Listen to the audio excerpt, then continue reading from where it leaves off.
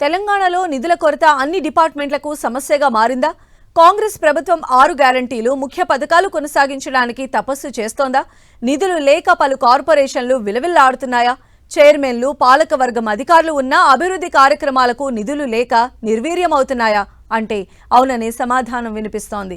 ఇంతకీ రాష్ట్ర సర్కార్ నిధుల కొరతను అధిగమించేందుకు ఏం చేయబోతోంది?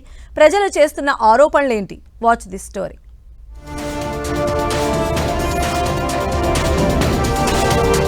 తెలంగాణ ప్రభుత్వాన్ని వెంటాడుతున్న నిధుల సమస్య, కాంగ్రెస్ సర్కార్కు సవాల్గా మారిన హామీల అమలు, ప్రభుత్వానికి కత్తి మీద సాముగా మారిన పథకాల కొనసాగింపు, నిధుల కొరతతో కొన్ని కార్పొరేషన్ల పరిస్థితి దయనీయం.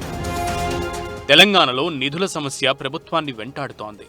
ఎన్నికల సందర్భంగా అనేక హామీలను ఇచ్చింది కాంగ్రెస్. ప్రభుత్వాన్ని ఏర్పాటు చేసిన తర్వాత ఇచ్చిన హామీలకు సరిపడా నిధులు లేక అవరోధాలు ఎదుర్కొంటోంది. మరోవైపు కార్పొరేషన్లకు సైతం ప్రత్యేక నిధులు కేటాయించలేకపోతోంది కాంగ్రెస్ సర్కార్. తెలంగాణ యువతలో నైపుణ్యాభివృద్ధిని పెంచి ఉపాధి చూపించి ఆర్థిక దన్నుగా నిలవాల్సిన కార్పొరేషన్లు నిర్వీర్యమవుతున్నాయి. చాలా కాలంగా కొన్ని కార్పొరేషన్లకు పాలక వర్గాలు లేక, కార్యాలయాలు అసలే లేక నీరసించిపోతున్నాయి. చేయూతను అందించాల్సిన ప్రభుత్వం చేతులెత్తేయడంతో ఆయా కార్పొరేషన్లు పని లేకుండా మిగిలిపోతున్నాయి. ఆ సహకార సంస్థలు దిక్కుతోచని స్థితిలో కొట్టుమిట్టాడుతున్నాయి. గత ప్రభుత్వం రాష్ట్రంలో ఎస్సీ, ఎస్టీ, మైనారిటీ యువతకు రాయితీపై రుణాలు మంజూరు చేసి నైపుణ్యాభివృద్ధిని పెంచి దారిచూపే సమున్నత లక్ష్యంతో 17 ప్రత్యేక కార్పొరేషన్లను ఏర్పాటు చేసింది. దళిత బంధు, బీసీ బంధుతో పాటు యువత స్వయం ఉపాధి యూనిట్లకు నిధులు మంజూరు చేసింది. దీంతో ఆనాడు కొత్త రాష్ట్రమైన ఆర్థికంగా నిలదొక్కుని ఊపిరిలూదింది. అయితే రాష్ట్రంలో కాంగ్రెస్ అధికారంలోకి రాగానే ఎస్సీ, ఎస్టీ, బీసీ, మైనారిటీ కార్పొరేషన్ల ద్వారా యువతకు ఉపాధి కల్పనకు హామీ ఇచ్చింది.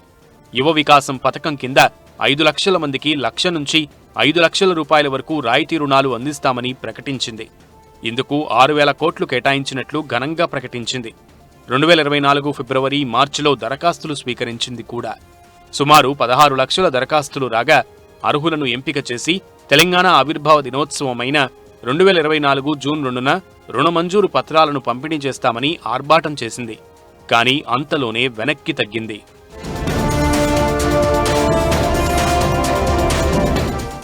బీసీ సంక్షేమ శాఖ కింద బీసీ కార్పొరేషన్తో పాటు ఎంటీసీ, రజక, నాయి బ్రాహ్మణ, కల్లుగీత, వడ్డెర, నగర, వాల్మీకి, బోయ, భట్రాజు, మేర, మహేంద్ర, శాలివాహన, పెరిక, విశ్వబ్రాహ్మణ, పూసల, ముదిరాజ్, గంగపుత్ర కార్పొరేషన్లను ఏర్పాటు చేస్తూ ప్రభుత్వం ఉత్తర్వులు జారీ చేసింది.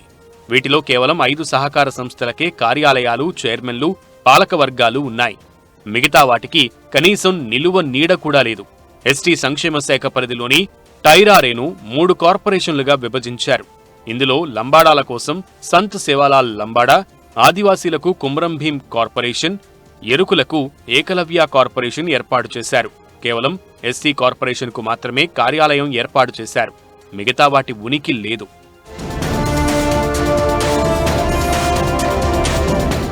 మైనారిటీ సంక్షేమ శాఖ పరిధిలో ఒక కార్పొరేషన్ ఉండగా ముస్లింలు, క్రిస్టియన్లకు వేరువేరు కార్యకలాపాలు నిర్వహిస్తామని ప్రకటించారు. కానీ ఆ దిశగా అడుగు ముందుకు పడలేదు. విభిన్న ప్రతిభావంతుల శాఖ పరిధిలో దివ్యాంగుల కార్పొరేషన్, వెల్ఫేర్ బోర్డు, మహిళా శిశు సంక్షేమ శాఖ పరిధిలో మహిళా కార్పొరేషన్ ఏర్పాటు చేశారు. వీటితో పాటు ఆర్యవైశ్య కార్పొరేషన్ను ఏర్పాటు చేస్తూ కాంగ్రెస్ సర్కార్ తొలిత ఉత్తర్వులు జారీ చేసింది. ఈ కార్పొరేషన్కు పాలక వర్గాన్ని నియమించింది ప్రభుత్వం. కానీ ఇప్పటి వరకు ఈ కార్పొరేషన్ ద్వారా ఎలాంటి కార్యకలాపాలు నిర్వహించలేదు. ఈ కార్పొరేషన్ ద్వారా ప్రభుత్వం నయా పైసా మేలు చేయలేదని ఆ వర్గం ఆరోపిస్తోంది. ఎంతో ఉన్నత ఆశయంతో ప్రభుత్వం ఏర్పాటు చేస్తున్న కార్పొరేషన్లు ఆ సంబంధిత లక్ష్యాలు నెరవేరేలాగా ఆయా కార్పొరేషన్ల ప్రయోజనం ద్వారా సంబంధిత వ్యక్తులు, కుటుంబాలకు లబ్ధి చేకూరాలని ప్రజలు కోరుతున్నారు. ఈ విషయంలో ప్రభుత్వం ఏ విధంగా స్పందిస్తుందో వేచి చూడాలి.